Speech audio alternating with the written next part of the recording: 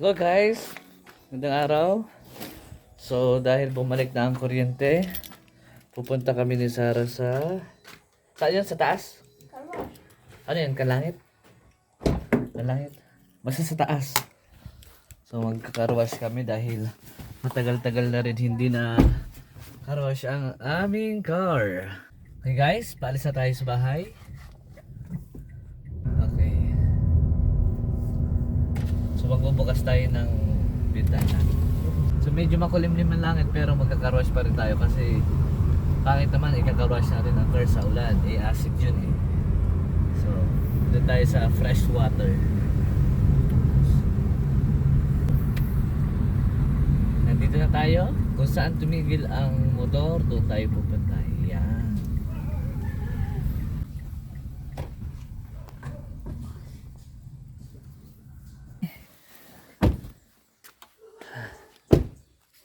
So grabe naman kasi sa mga pinupuntahan namin medyo maalikabok, mainit, kaya ganoon. Tingnan mo naman, nanggigitata talaga, 'di ba?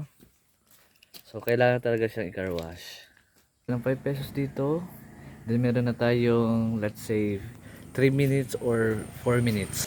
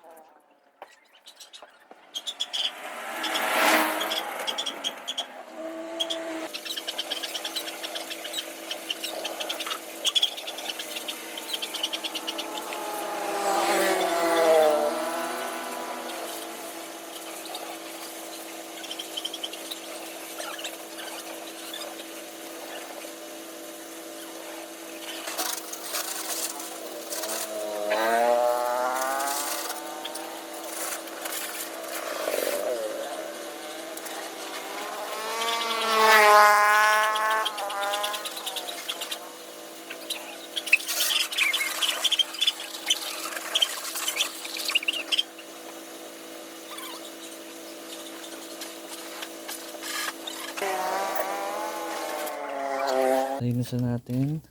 So sa bahay na lang kami magko-continue ng pagdadrying. Yan. So yan. Pauwi na kami para doon na kami magpatuloy mag-dye. So hanggang dito lang ating video. Hindi na namin sasama yung pagdadry ng car. Salamat sa panonood.